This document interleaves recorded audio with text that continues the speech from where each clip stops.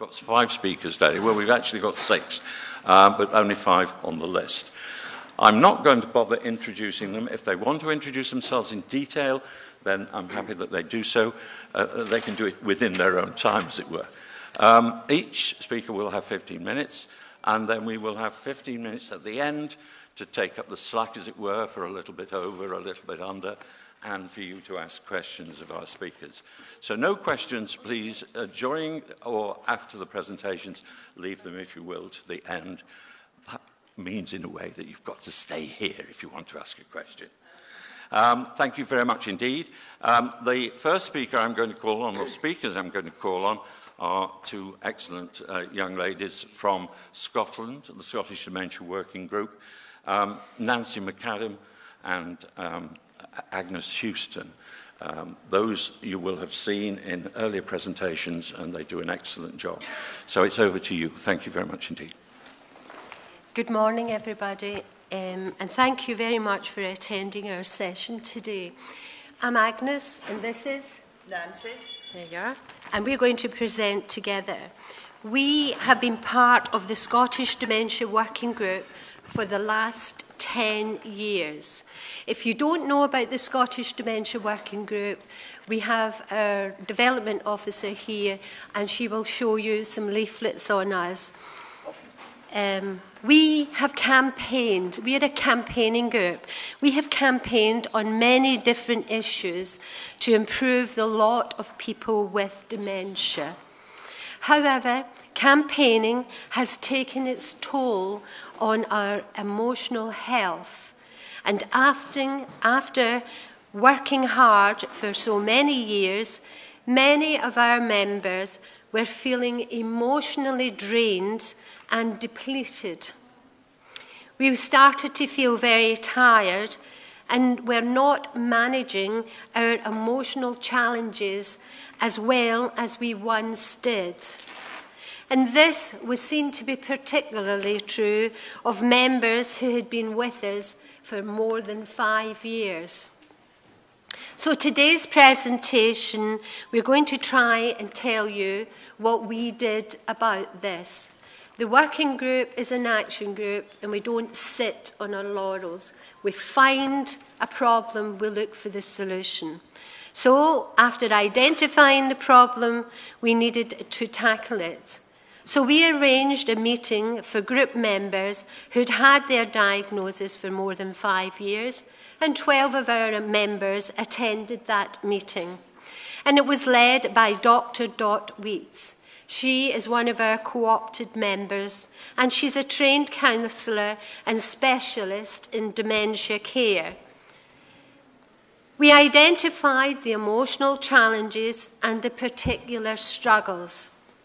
We then agreed to hold 3 meetings, and these meetings would be once a month, and we held them over May, June and July.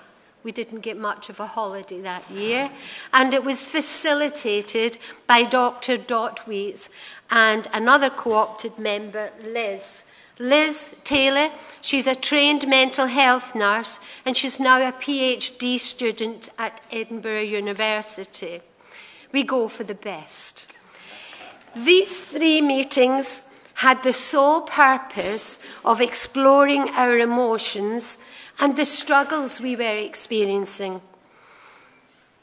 The members all agreed to have the meetings recorded and sign permission slips so that the contents could be used to inform this presentation, and also to be used to train professionals and others.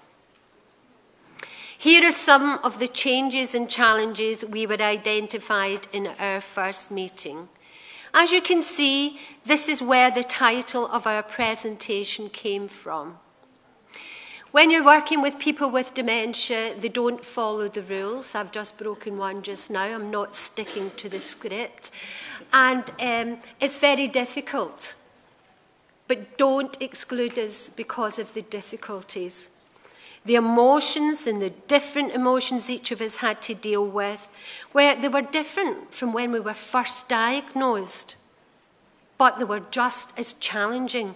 Indeed, a lot of us thought that it was more challenging now than it was at the beginning. But you know, it was important that when we were sitting, that we trusted the two facilitators. Strangers would not do. So Liz and Dr. Dot, as I call her, she's been with the working group since it started. So they knew me and I knew her. We were all friends together. Attendances varied from group to group due to the challenges of dementia, forgetfulness and health. But two of us today attended every meeting, and that was Nancy and myself. In desperation, I attended, not to get good marks, but because I needed what was on offer. For the 3 months that the meetings were run, we had issues, we had ups and downs, but we christened ourselves the emotional explorers. There was no emotion that we didn't feel free to share, and we trusted one another. But we had ground rules. We had to have ground rules, but we also had to have a box of tissues because there was laughter, there was crying, because we are talking about raw emotions here. But we knew how we wanted to be treated, and we wanted respect, understanding, empathy, and time for each other, and an assurance that the contents of these meetings would remain in the room and be confidential.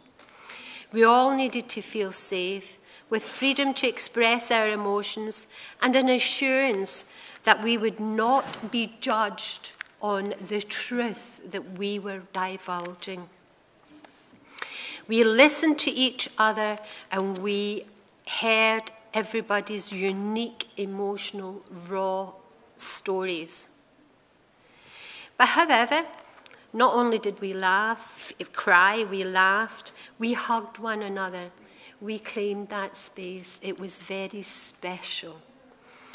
But our instructions to Dot and Liz was to be gentle with us. And now, oh no, I'm not. I've lost the plot. Yes, no, I'm not.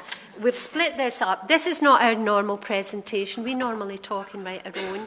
But because this has been written up, we have to be a wee bit more scientific. So this is us playing proper. Yeah. It's now Nancy. As well as discussing how we wanted the meetings to be conducted, we also discussed what we would want to get out of the meetings, both from a personal and a group perspective. We wanted help to live with these new emotional challenges while continuing to live with our old diagnosis of dementia. We wanted to understand our emotions better and to build up our relationships with people and our strengths. We wanted to deepen our friendships and bring help and healing to others. We wanted to challenge the more traditional views of dementia and inform society and professionals that the picture they had of dementia was changing and we were the living proof. Most of all, we wanted to generate hope for one another and also for the people with the diagnosis coming after us that could get through these most emotional challenges. We discovered that nobody talks about the bit in the middle. There's lots of focus on the immediate post-diagnostic support and the end-of-life care, but not much talk about the bits in the middle. Our lack of understanding of our emotions was overwhelming us. What was happening to us? We were experiencing similar emotions to when we were first diagnosed, but not the same. We had new fears. We couldn't seem to pick ourselves up, and we get angry at things that we would normally not get angry about. And we were always doubting ourselves and our own abilities. We were also feeling guilty about still being articulate and able to campaign when many of our colleagues in the group had deteriorated and no longer were able to participate in the group. None of the textbooks had written much about what we were experiencing, and once again we became pioneers. Relationships can be a challenge at times, but when you add a diagnosis of dementia into the mix, it's even more challenging to manage our relationships. Sometimes people walk away, and sometimes we have to be the ones that walk away from relationships. We continually grieve the loss of our old and meaningful relationships. However, we have many new relationships as a consequence of our diagnosis and membership of the Scottish Dementia Working Group, and that's a joy. You may have seen the film Agnes and Nancy. Well, that's all about us and our journey, and our new relationship formed as fellow travellers on our dementia journey. Relationships are constantly changing, whether it's anything to do with the diagnosis or not. So it's always a good idea to review relationships and let go of the ones not good for us and celebrate the ones of value. Dealing with the self, we found, was a major task. Whether it was about questioning who we were or doubting what we contributed, matters about our identity was central to these meetings. Sometimes it's easy to blame ourselves, either because of low self-esteem or because of our diagnosis.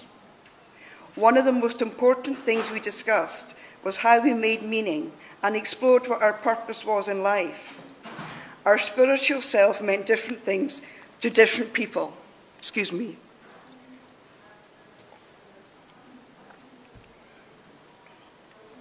And we all expressed our spirituality differently.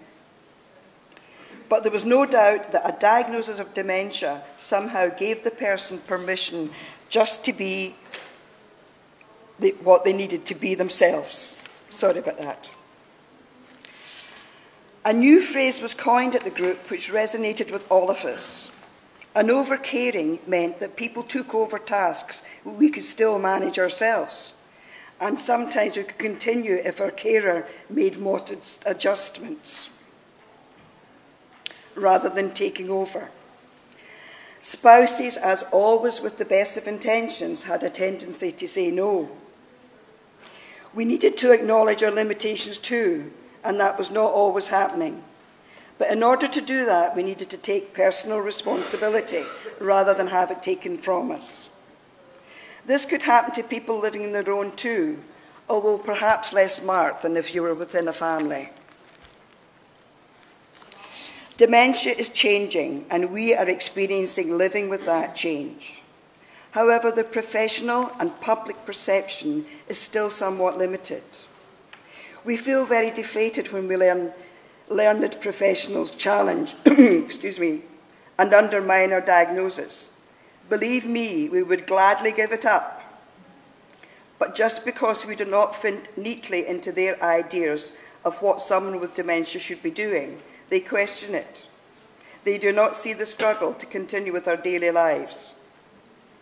We need to be challenging these ideas and perceptions and feel now that some of us baby boomers have the diagnosis, we've found a meaningful way to live with our dementia. We do realise that attitudes take a long time to change, but we're offering a new perspective and a new understanding of what it means to have dementia. These are some of the feelings that members of the group expressed to us about being an emotional explorer. It was a really positive experience and gave everyone in the group the opportunity to express how they were feeling about themselves and their situations. It was great to be able to dump our excess baggage.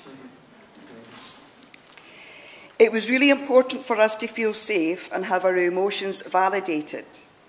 It also deepened our friendships with one another and as a group. It was scary sometimes to look inside ourselves, but we did. And yes, the answers were inside ourselves. Over the time we spent together, it became really clear to us that it was important to share what we'd done as a group, not just for the conference in Vienna, but to a much wider audience. We're often accused of not having any real evidence as if our experience counts for so little. So we have instructed Dot and Liz to analyse what we said in these groups, thus creating our own evidence, and write this up for publication so that academics and other professionals can read about our experience in their own language. We hope, as well as having benefited greatly from being part of the Emotional Explorers, that others will benefit from our experience in time. What's happening to all this data we've produced? Well, as you can see, Dot and Liz are still working hard, partnered by Dr. Heather Wilkinson and Professor John MacLeod, who are helping to write all this up so it can be published and used to inform others of our experience.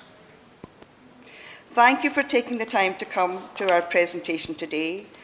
We hope you've enjoyed it and learned something along the way.